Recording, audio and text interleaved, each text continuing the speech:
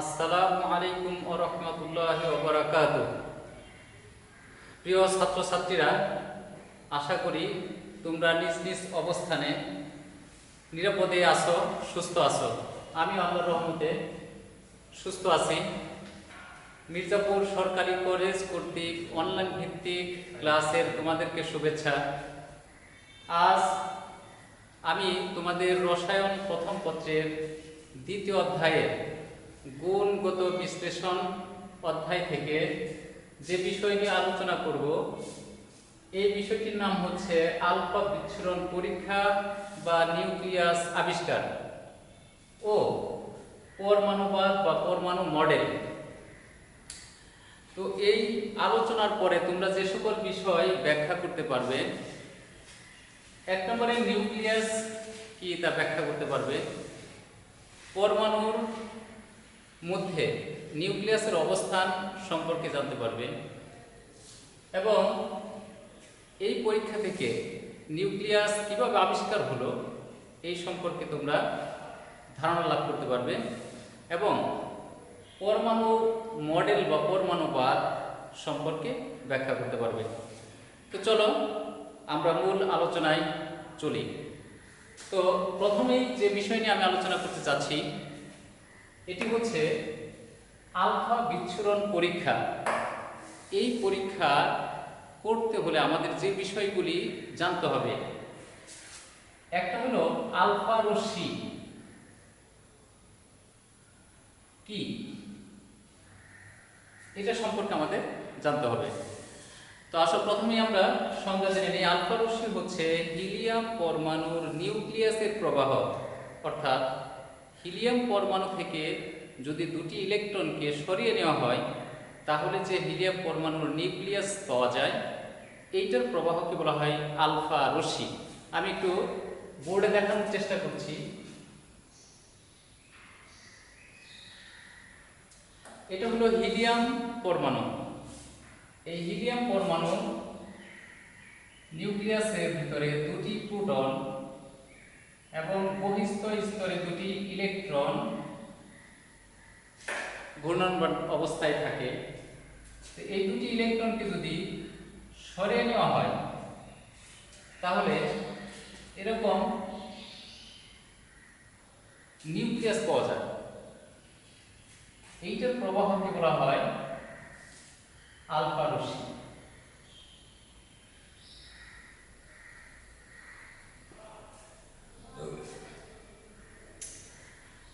তো এটাকে প্রকাশ করা হয় এভাবে।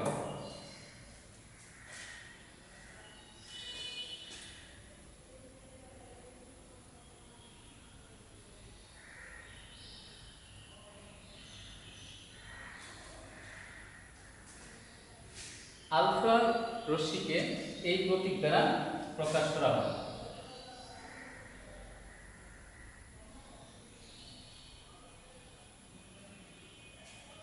তো আসো আলফা রশ্মি সম্পর্কে আমরা অবহিত হলাম। এটা একটি ধনাত্মক চার্জ বিশিষ্ট আয়ন। তো এবার আসো আমরা মূল পরীক্ষায় চলে যাব। আলফা বিচ্ছুরণ পরীক্ষা বা রাদারফোর্ডের পরমাণুর নিউক্লিয়াসের আবিষ্কার। এই পরীক্ষার জন্য আমাদের যে সব উপকরণ লাগবে,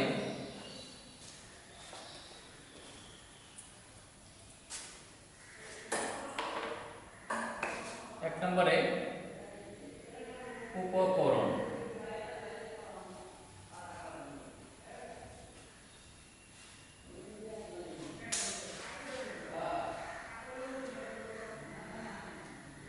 আলফা রশ্মি উৎস, 2 পাতলা স্বর্ণপাত।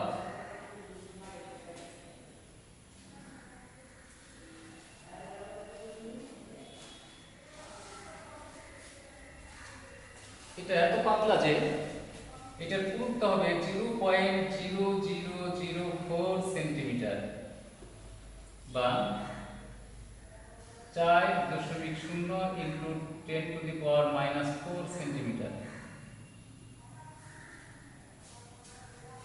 3 জিঙ্ক সালফাইড আবরণযুক্ত পর্দা।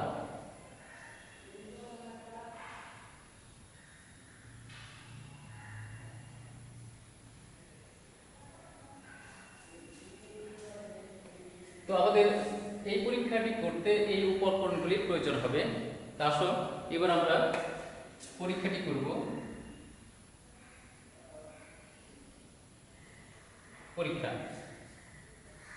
বিজ্ঞানী রাদারফোর্ড এরকম একটি জিঙ্ক সালফাইডের আবরণযুক্ত পর্দা এরকম পিছনে স্থাপন করলেন।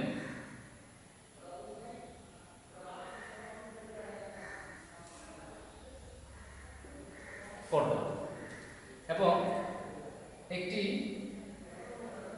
উৎস আলফা রশ্মি উৎস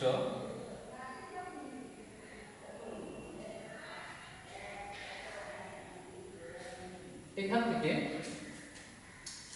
এখানে একটি স্বর্ণপাত স্থাপন করলেন।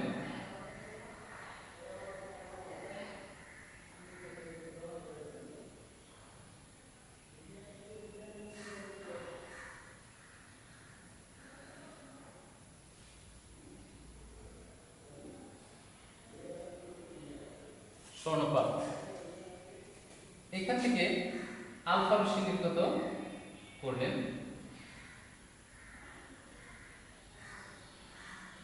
এই আলফা রশ্মিগুলি এই স্বর্ণপাতের উপরে বিক্ষেপণ করলেন।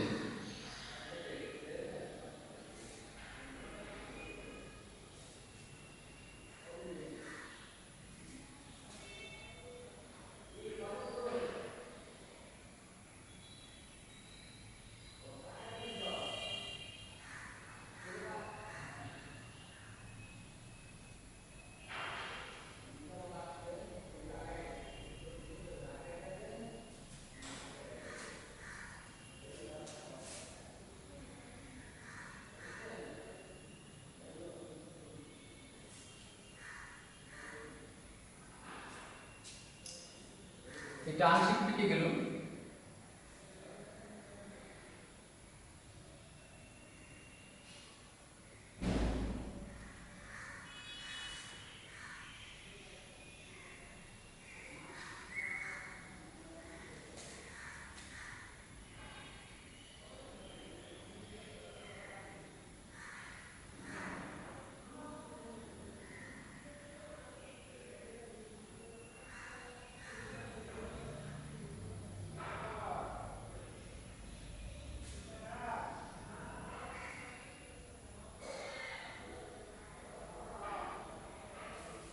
এই পরীক্ষা করে উনি পর্যবেক্ষণ করলেন।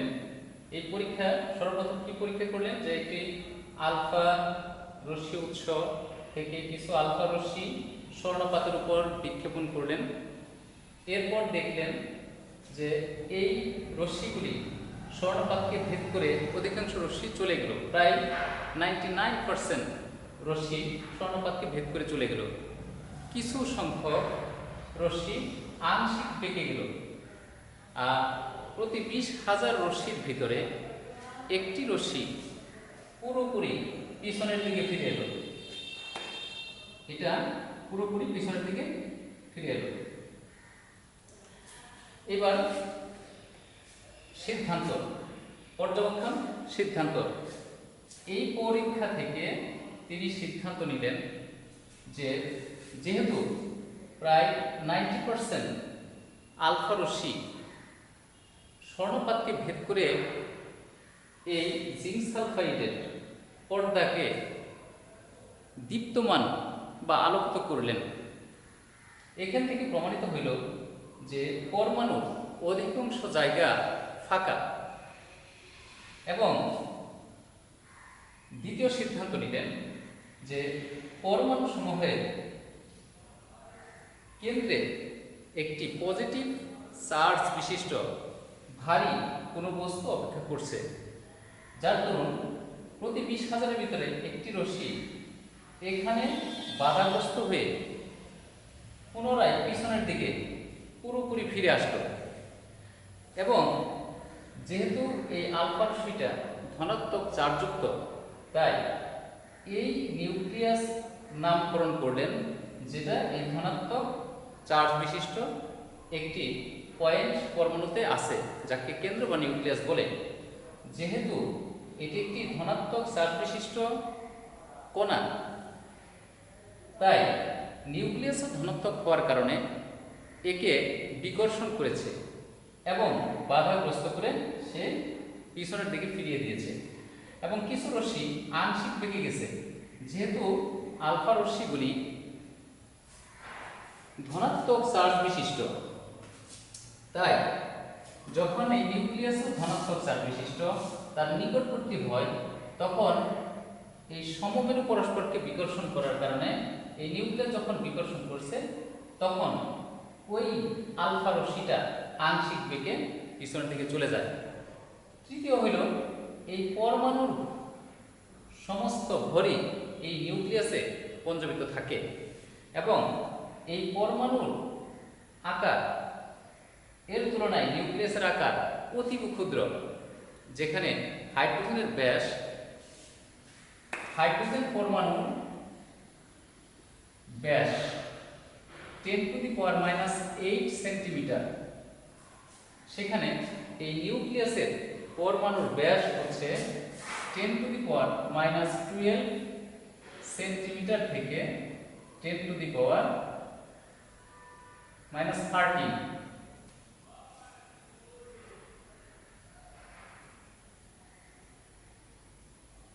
সেন্টিমিটার। অর্থাৎ একটা পরমাণুর তুলনায় নিউক্লিয়াসের ব্যাস 10,000 থেকে 1,00,000 গুণ ছোট। অর্থাৎ পরমাণু এই নিউক্লিয়াসটা পরমাণুর তুলনায় 10,000 থেকে 1,00,000 গুণ ছোট।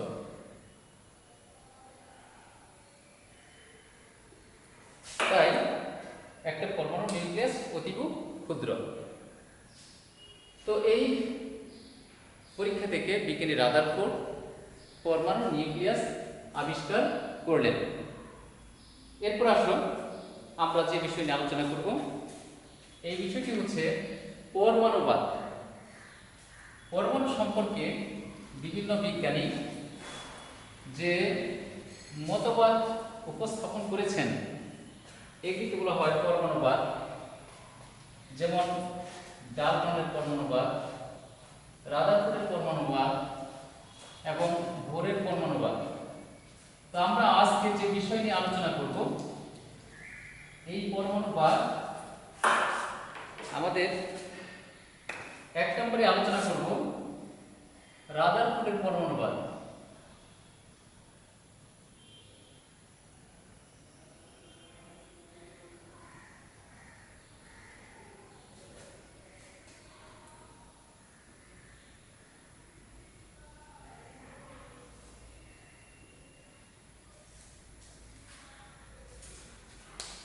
এটাকে নিউক্লিয়ার পরমাণু মডেলও বলা হয় এবং সোলার সিস্টেম অ্যাটম মডেলও বলা হয়, কারণ এই পরমাণু মডেলটাকে সৌরজগতের সাথে তুলনা করেছেন বিজ্ঞানী রাদারফোর্ড।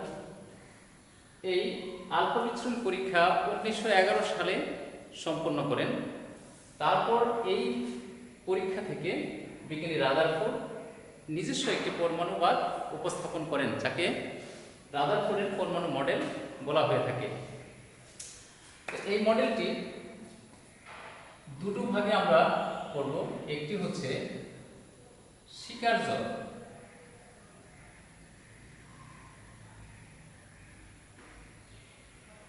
বা বৈশিষ্ট্য, 2 নম্বর হলো ত্রুটি বা সীমাবদ্ধতা। তারপর আমরা প্রথমেই যে বিষয়টি আলোচনা করব, এইটা হচ্ছে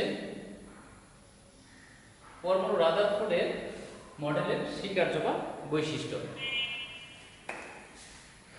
বৈশিষ্ট্যের ভিতরে পরমাণু মডেল সম্পর্কে বিজ্ঞানী রাদারফোর্ড যে সকল ব্যাখ্যা দিয়েছেন, একটি বলছেন পরমাণু দুটি অংশ, একটি কেন্দ্র বা নিউক্লিয়াস,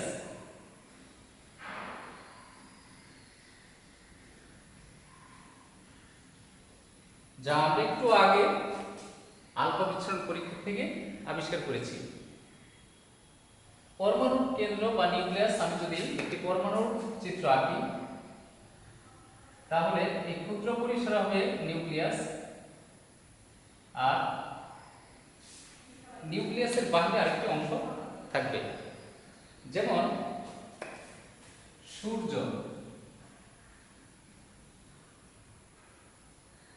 আরেকটি হলো গ্রহ।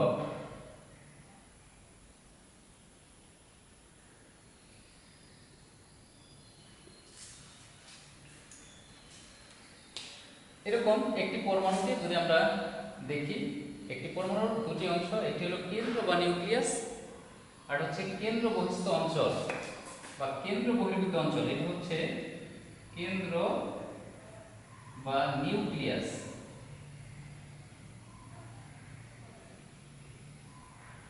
আর এই অংশটা হচ্ছে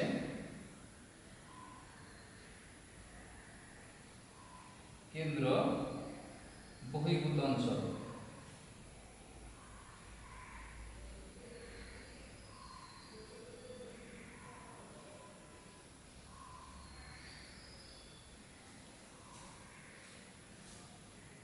তো দেখো, একটি পরমাণু, একটি নিউক্লিয়াস এবং ইলেকট্রন, এই ইলেকট্রনগুলি নিউক্লিয়াসের বাহিরে এই কেন্দ্র বহির্ভূত অঞ্চলে এই নিউক্লিয়াসকে কেন্দ্র করে প্রদক্ষিণ করে বা ঘুরতে থাকে। আর সূর্য যেরকম সূর্যকে কেন্দ্র করে গ্রহগুলি তার চতুর্পাশে ঘুরতে থাকে। তো এই কেন্দ্র, এখানে পজিটিভ এবং চার্জ নিরপেক্ষ দুটি স্থায়ী পার্টিকেল প্রোটন ও নিউট্রন অবস্থান করে, আর ইলেকট্রন সমূহ এই কেন্দ্র বহিস্থ অঞ্চলে এই নিউক্লিয়াসের চতুর্পাশে ঘূর্ণনরত অবস্থায় থাকে। তো এখানে এই যে নিউক্লিয়াস খুব ক্ষুদ্র পরিসরে অবস্থান করে, এটার অবস্থান খুবই ক্ষুদ্র, আর এই বহিস্থ স্তরগুলিতে ইলেকট্রন সমূহ ঘুরতে থাকে। এক, দুই নম্বর, এখানে এই সৌরজগতের সাথে তুলনা করার কারণে দেখা গেছে যে একটি পরমাণুর কেন্দ্র আর বহিস্থ অঞ্চলে থাকে ইলেকট্রন, এরকম সূর্য আর গ্রহ। এই জন্য আমরা এটাকে সোলার সিস্টেম অ্যাটম মডেল বলতে পারি। এই পরমাণুকে সোলার সিস্টেম অ্যাটম মডেলও বলা হয়ে থাকে। তো আসো এরপরে আমরা যে বিষয়টা দেখব, একটি পরমাণু ইলেকট্রনের উপরে দুই ধরনের বল কাজ করে। এই একটি পরমাণু দুই ধরনের বল কাজ করে, আকর্ষণ কাজ করে। একটি হলো কেন্দ্রমুখী বল, এটা হচ্ছে কেন্দ্র বিমুখী বল। এই নিউক্লিয়াস কর্তৃক ইলেকট্রনের প্রতি যে আকর্ষণ হয়, এই বলটাকে বলা হয় স্থির বিদ্যুৎ আকর্ষণ বল। ইলেকট্রনের উপরে দুটি বল কাজ করে, একটি হচ্ছে কেন্দ্রমুখী বল, কেন্দ্রমুখী বল, আরেকটি হচ্ছে কেন্দ্র বিমুখী বল, কেন্দ্র বিমুখী বল। একটি ইলেকট্রনের উপর দুই ধরনের বল কাজ করে, একটি কেন্দ্রমুখী বল, একটি কেন্দ্র বিমুখী বল। এই ইলেকট্রন নেগেটিভ চার্জ বিশিষ্ট হওয়ার কারণে, নিউক্লিয়াস পজিটিভ চার্জ বিশিষ্ট হওয়ার কারণে এদের মধ্যে এক ধরনের স্থির বিদ্যুৎ আকর্ষণ বল তৈরি হয়, যার দরুন এই ইলেকট্রন নিউক্লিয়াস তাকে টানতে থাকে। এটা হচ্ছে কেন্দ্রমুখী বল।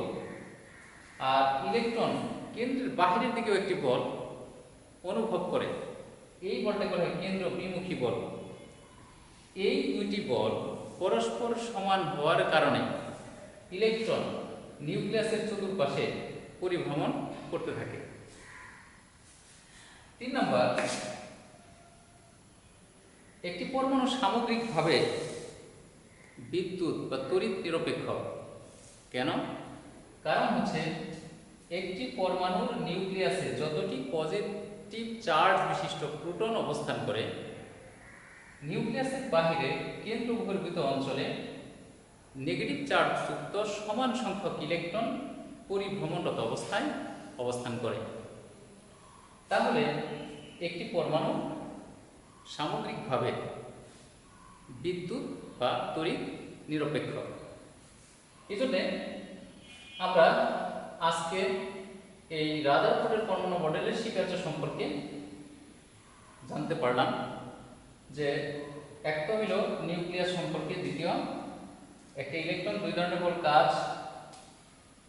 ধরনের বল অনুভব করে, আরেকটা হইল পরমাণু বিদ্যুৎ নিরপেক্ষ। এরপর আসো ত্রুটি বা সীমাবদ্ধতা। এই বিজ্ঞানী পরমাণু সম্পর্কে অনেক ধারণা দিতে পারলেও আরেকটা বৈশিষ্ট্য যেটা বলছে যে সকল পরমাণুর ভর এবং ধর্ম অভিন্ন। সকল পরমাণু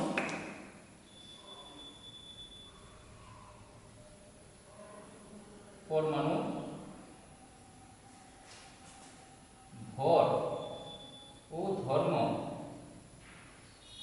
অভিন্ন।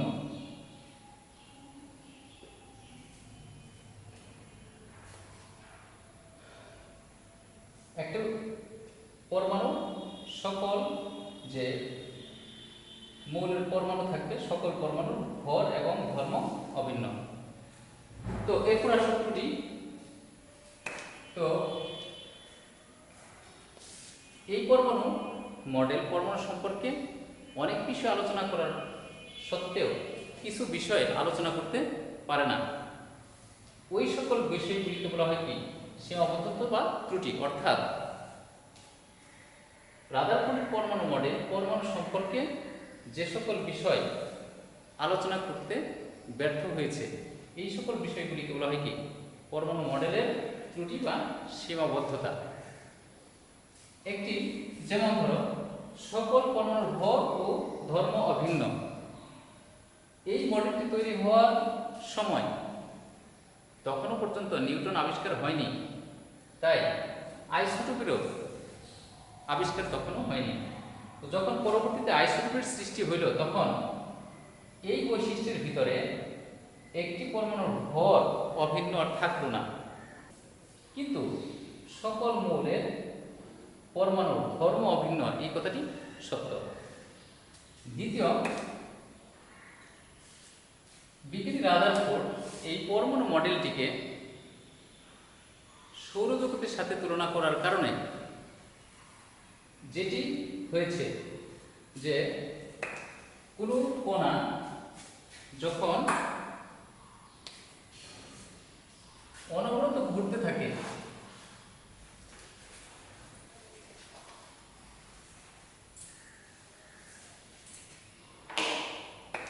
একটি পার্টিকেল চার্জযুক্ত জিনিস যখন ঘুরতে থাকে তখন অনবরত শক্তি বিকিরণ করতে থাকে। সে সূত্র মতে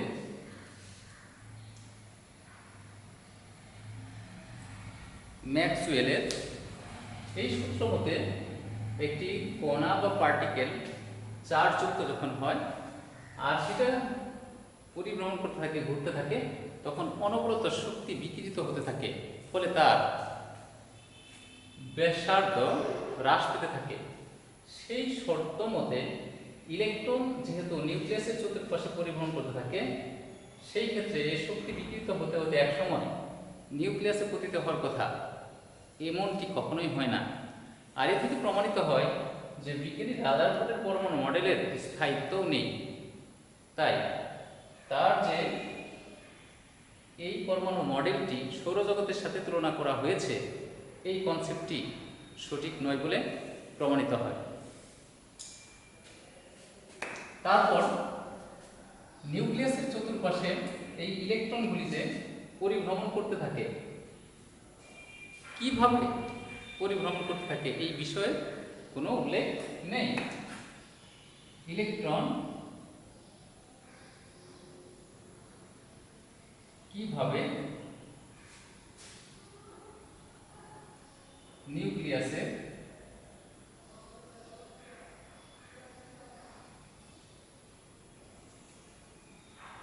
পরিভ্রমণ করে তার উল্লেখ নেই।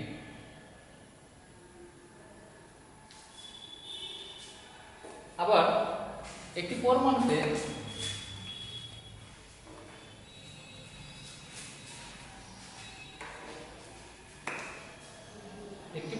গতিশীল ইলেকট্রনের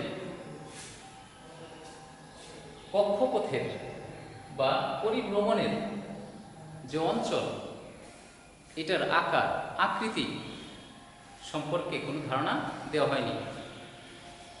এবং এই পরমাণুতে বহু প্রোটন বিশিষ্ট বা একাধিক প্রোটন বিশিষ্ট নিউক্লিয়াসের অবস্থান কীরকম হবে এই সম্পর্কে কোনো ধারণা দেওয়া হয়নি।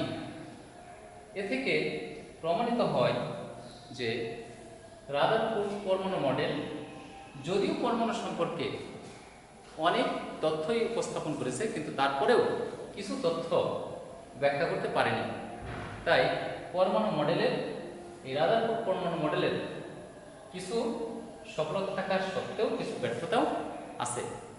তো আজকে আশা করি যে আমার এই আলোচনার পর তোমাদের এই রাদারফোর্ডের পরমাণু মডেল সম্পর্কিত এবং নিউক্লিয়াস আবিষ্কার সংক্রান্ত যে আলোচনা, এ থেকে কীভাবে পরমাণুর নিউক্লিয়াস আবিষ্কার এবং রাদারফোর্ডের পরমাণু মডেল কিভাবে ব্যাখ্যা করা যায় এই সম্পর্কে তোমরা অবহিত হতে পারবে। তো এই জন্যে তোমরা বাসায় বসে একটি ভালো করে লেকচারগুলি দেখে নিজেরা স্টাডি করবে এবং আমাদের এই করোনা আশা করি খুব শিগগিরই এই সমস্যার সমাধান হয়ে যাবে। ফলে আমরা হয়তো ক্লাসে ফিরতে পারবো। যদি ক্লাসে নাও ফিরতে পারি, আজকে আমাদের যে অনলাইন ভিত্তিক ক্লাসের মাধ্যমে আমরা তোমাদের সামনে আলোকচিত্র নিয়ে হলেও উপস্থিত হতে পেরেছি। হ্যাঁ, এটা আমাদের জন্য একটি যুগ উপযোগী উদ্যোগ। তাই তোমরা সকলেই নিজ নিজ অবস্থানে ভালো থাকবে আর সবাই সবার জন্য দোয়া করবে এই প্রত্যাশায়। আবার দেখা হবে। এটি আমার দ্বিতীয় অনলাইন ভিত্তিক ক্লাস। আবার পরবর্তী ক্লাস দেখার জন্য তোমাদের শুভেচ্ছা দিনে বিদায় নিচ্ছি। আবার আমরা সংযুক্ত হব এই প্রত্যাশায়। আসসালামু আলাইকুম ওয়া রাহমাতুল্লাহ।